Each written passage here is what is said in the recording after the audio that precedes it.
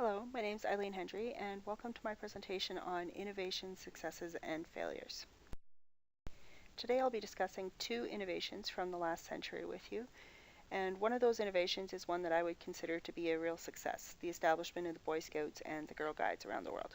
The second one of those innovations is one that I consider to be unsuccessful, and that's the establishment of nuclear power as a viable alternative to coal in the electricity generation marketplace. I'll be looking at a couple of the factors that I feel have led into the success or failure of both of these innovations and discussing a few of the lessons that we can learn from them.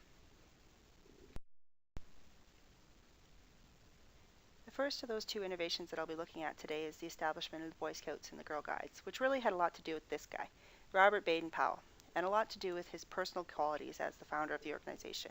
At the time when he founded the Boy Scouts in 1907, he had been recently elevated to become a peer of the realm as the Baron of Gilwell, which was very important in terms of society at the time. He was an acknowledged hero of the Boer War in Africa, so he was a very popular man.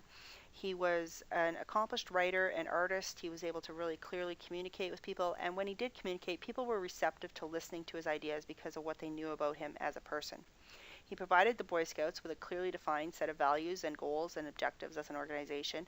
A lot of people are probably familiar with the Boy Scout motto of be prepared. He also gave his members a promise and a set of laws to try and uphold and to strive towards in developing their personal, physical, mental, and moral characteristics.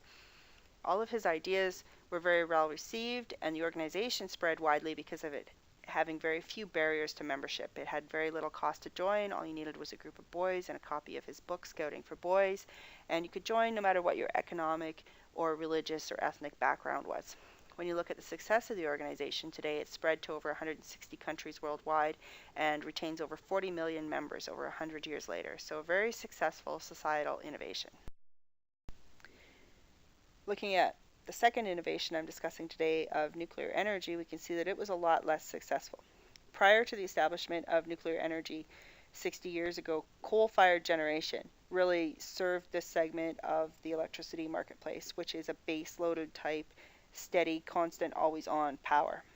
And nuclear offers significant advantages over coal as a technology. The energy density of the fuel going into it is 20,000 times greater than the energy density of coal, so you have a lot less logistical issues of moving and storing fuel. You also have, obviously, none of the greenhouse gases associated with burning fossil fuels, and despite that, nuclear has really failed to penetrate the marketplace and to displace that pre-existing technology of coal-fired generation. Right now, today, it represents only 13% of electricity generation worldwide, and only about 15% of electricity generation in Canada. When we look at the Canadian market, actually coal-fired generation still exceeds nuclear generation with about 19% of the generation market.